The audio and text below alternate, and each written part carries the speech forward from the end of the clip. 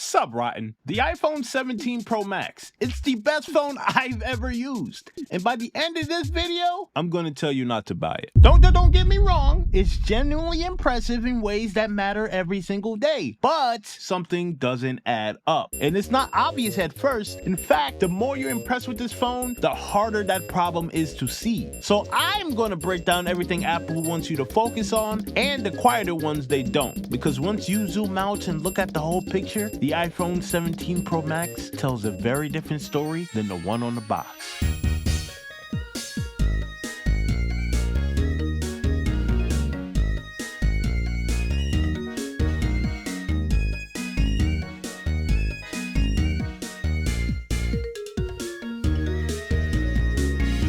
I've lived with this phone for a couple of months now, so I think it's time for me to finally give my review on the iPhone 17 Pro Max. Just like it's time for you to double check if you're subscribed yet. I get comments often saying that they assume that I was way bigger considering the quality of my videos. Well, I'm not, so help me get there. It's free! In case you didn't see the video of me going through the process of actually getting my hands on this phone, which was way harder than it needed to be, I said in that video that I was getting the iPhone 17 Pro Max to step out of my comfort zone with content creation and capture more media. Apple upgraded the cameras on the Pro lineup this year with an 18 megapixel front camera and a 48 megapixel triple camera system on the back. But specs are easy. What actually matters is how this thing performs when you take it outside. So I did, and I dragged some friends along too. Let's start with the...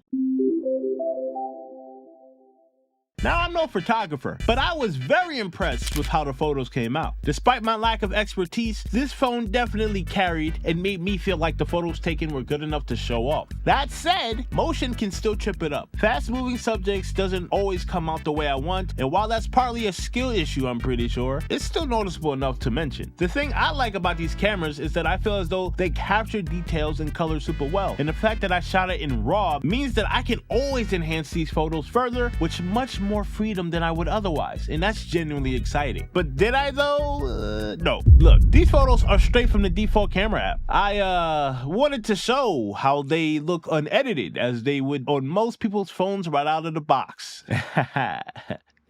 You're lazy. Low light performance has definitely improved, though it still does that gleamy thing with lights that my older iPhones did sometimes as well. Occasionally, it does look cool though. Other times, it's kind of annoying. There's also up to 8x zoom now, and while it's not optical, the computational work here is genuinely impressive. It holds details better than I expected. I won't be using it often, as in most cases, I can just walk closer to the subject. But it is nice to have, I guess. I would also like to add that I just really like how iPhones process skin, and because of that, people are definitely one of my favorite things to capture when using this phone. What I was really excited for though was the video. You now have the opportunity to shoot in ProRes RAW, which is a super professional, super demanding, high quality video codec that warms up your phone and drains your battery like no other. Also, you would need a third-party video recording app like Final Cut Camera or Blackmagic Cam to even get access to the feature, and an external SSD to actually use the feature and store the files on, since your iPhone doesn't allow you to shoot or store the video in ProRes RAW natively, even if you have the terabyte models. I know they can take up to like 6 gigabytes per minute, but it should still be the user's decision whether their phone should have full storage for one video. It's their phone. Thankfully, a company called Tupan sent me one of their SSDs randomly a couple weeks prior, so I just used that. And even though I feel like a professional with my little setup recording things and having access to raw untampered footage is nice, it is way too overkill for what I'm doing. So I think I'm just gonna stick with the default HEVC, accompanied by a new staple in my video recording, Apple Log 2. Apple Log 2 is a color space designed by Apple that is exclusive to the iPhone 17 Pro phones. And let me tell you, I love what they did with the color profile here. Apple Log 2 looks fantastic straight out of the camera that holds up even before color grading. If you're filming everyday life, friends, pets, family, etc., you can just leave it alone and still get great results. You can especially see how rich everything looks here when I went to this cool Thai spot for my birthday dinner, where I opened up a Pokemon card pack.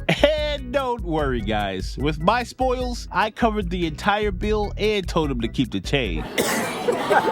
Good guy ride. And before we continue, here's a good word from Toras, the sponsor of this video. These are the Q3 Air phone cases. They're slim, lightweight, and actually let you enjoy the phone you paid for, instead of wrapping it in something that feels like it was designed for construction equipment. The Q3 Air uses Toras's shock-absorbing frame with reinforced quarters, so you still get real drop protection without turning your phone into a brick. The back has this soft touch matte finish that resists fingerprints. It doesn't try to escape your hand the second you pick it up, and also has raised edges around the camera and display, which is great because those camera bumps aren't getting any smaller. MagSafe support is strong and reliable too. Chargers and accessories snap on exactly how they should without sliding around or pretending they're attached. My favorite part, the Q3 Air comes with a built-in stand. It's perfect for watching videos, FaceTiming, or filming content hands-free, so your phone isn't just protected, it's usable in more ways than one. Not to mention, it also comes with replacement buttons in case you want to switch up the accent colors to better match your vibe. If you want a case that protects your phone without ruining it, check out the Toras Q3 Air using the link in the description. And thanks to Toras for sponsoring this video. And now, back to our regularly scheduled nerd session.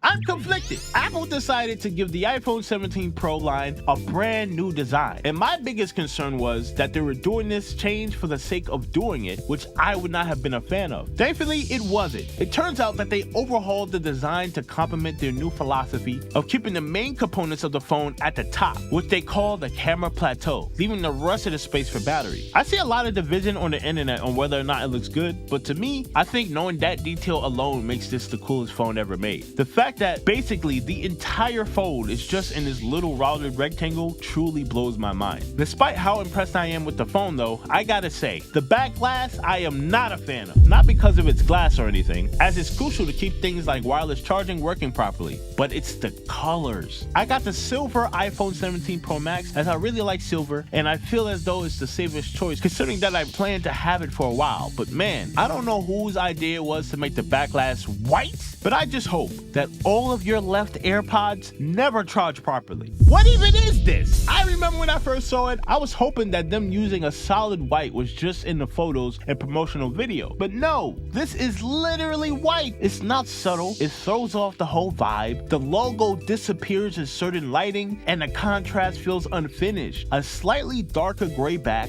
or a darker logo would have gone a long way. I don't stare at it constantly, so it's not a deal breaker, but I do get a little annoyed every time I look at it. In hindsight, I probably should have gone orange. I have the Pro Max, which is my first big iPhone, and I gotta say, it's a bit much. Not only is it just very big, but I can no longer one-hand my phone as much anymore. And I think I have pretty big hands. Out of curiosity, I used my 14 Pro for a bit just to see what it was like after using the Pro Max for a while, and I admit, it just felt better. The best thing about this phone is that since it's bigger, it gets a bigger screen and battery. But honestly, I would be willing to compromise on a smaller Pro next time, since the battery is fantastic anyway. For those who are curious though, in terms of dropping it, I can confidently say that I've only dropped it a few times while I was in bed, a few inches from my face. When I'm facing upright though, no issue so far. I don't find it slippery at all. One day though, this phone is inevitably going to make clean contact with my forehead. I can guarantee it. I'll keep you updated if I wake up. Now I came from the iPhone 14 Pro, so there were several features this phone brings that I otherwise didn't have before, and that would be both the camera control button and action button, and I gotta say, they're both pretty bad. Don't get me wrong, I would like the action button way more if it didn't replace the mute switch, as it's something I miss having quite a lot. I don't like the fact that I have the option to choose to mute or something else, because I would much rather have both. For right now, I am using it as a mute button, so there's no real difference or improvement in the way that I use my phone because of it, and because of that, I consider it a fail. The camera button is worse though. The vast majority of the time, I forget it exists. Muscle memory already gets me into the camera faster, and even though you can map it to third-party camera apps, it's still limited. Somehow, Final Cut Camera, the Apple-made app, doesn't even show up as an option. That's impressive in the worst way. Between landscape front camera recording and lock screen shortcuts, there's almost no reason to use it. It would have made more sense as a touch Touch ID sensor. Better yet, get rid of it altogether and add the Touch ID sensor on the power button instead, like with what they do on their mid-range iPads. I may not be a fan of the action button, but I especially don't see the appeal in camera control. Apple, get rid of it. I hear people are accidentally clicking it all of the time anyway. Having USB-C is a nice thing too, but the speeds being capped at USB 3.0 is extremely disappointing, especially at its price range. I don't know why they don't just make the port speeds more modern either. It could be a heat thing, but this thing dissipates heat very well, so I don't know.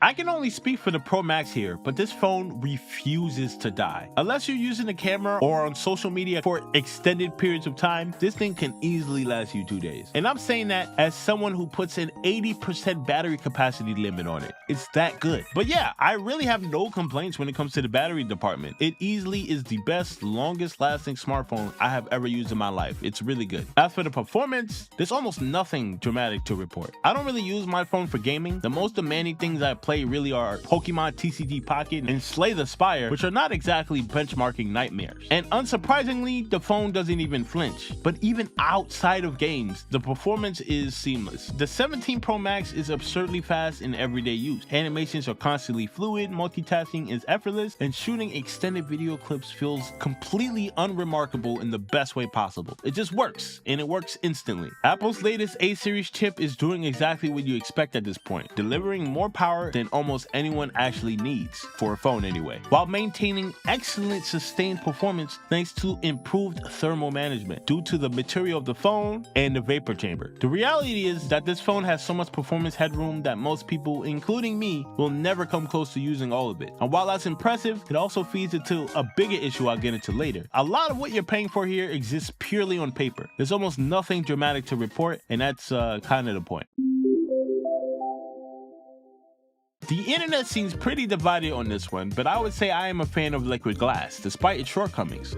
I wonder what would have given that away. Visually, is one of Apple's more interesting design swings in a while, and when it works, it genuinely makes iOS feel fresh again. That said, it is far from perfect. Readability can be rough depending on the wallpaper and lighting, and some interactions feel like they were redesigned just to be redesigned. Safari, in particular, feels like it's still figuring itself out, and not always in a way that benefits the user. My real issue with iOS 26 though is stability, because the bugs are hard to ignore. For a while, typing felt borderline broken. I couldn't get through a full sentence without typing something completely unintentional, and at first I genuinely thought it was me just slowly turning into unk. But then I went online and realized no, this is very much an iOS 26 problem. And the classics are still here. Tapping open an app only to be kicked to the App Store, even though the app is already installed, is still somehow a thing in 2025. How this bug has survived this many iOS versions is beyond my understanding at this point. Add in random UI hiccups where the system just doesn't respond the way it should, and it starts to chip away at the experience. Liquid glass is a cool idea, and when it behaves, I actually enjoy using it. But iOS 26 feels like one of those releases where Apple shipped a vision before fully ironing out the execution. And on a phone this expensive, that is a harder pill to swallow.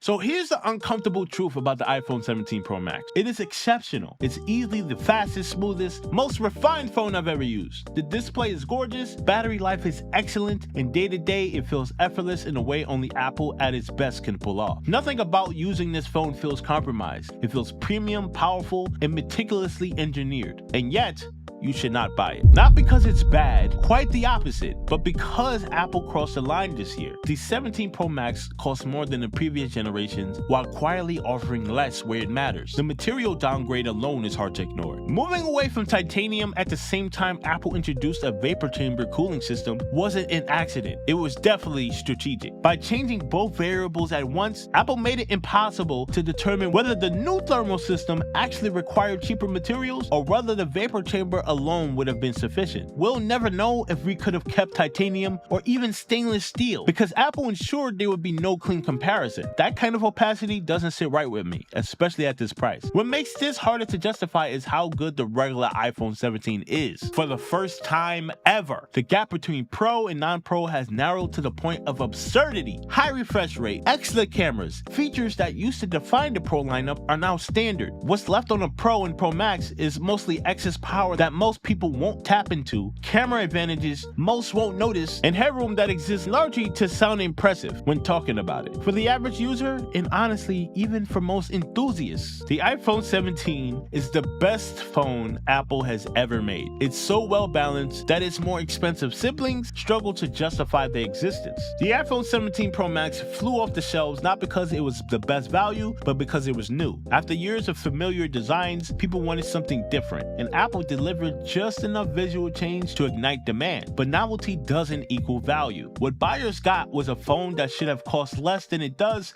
especially considering the compromises made behind the scenes. I don't regret buying this phone. Experiencing hardware this capable is never a regret. And if you own one, you shouldn't feel buyer's remorse either. It's an incredible device. But when someone asks me which iPhone they should buy this year, this isn't the one I'll recommend, especially not at this price. Apple's best phone isn't the most expensive one. And that says more about Apple's pricing strategy this year than it does about the quality of the hardware itself. So if you're looking for the best iPhone out there, complete with pro features and an attractive price, I'm going to recommend the base iPhone 17. You literally cannot go wrong with it. And hey, if you own an iPhone 14 Pro or newer, I wouldn't even consider upgrading unless you specifically want access to the new codecs and color space. Save your money and replace the battery instead, and your older phone will work as good as new. Not sure what the future of the Pro iPhones has in store, but it's looking bleak. Hopefully, the 18 Pros will truly bring something more worthwhile beyond a fraction of the users that own them. What do you think about the iPhone 17 Pro Max? Is it on your radar, or would you rather keep your own phone instead? Let me know in the comments. And if you'd like to support the channel by buying a wallpaper, the link is down below, along with my Patreon, where you can get exclusive perks like getting access to videos early, getting your own ride avatar made, and more, along with my Ryan and Ryan Pro subscribers, Vasco, Francisco Beck, and Miss Game. Thank you all for the support, as it keeps me dropping videos consistently, and thank you, viewer, for watching. If you want to see more of me, you know what to do. I have a feeling that the iPhone 17 Pro will be set in history as like the black sheep of the iPhone line. Like a couple years down the line, people are going to be looking at this phone and being like, wow, that really happened. An orange iPhone? What were they thinking?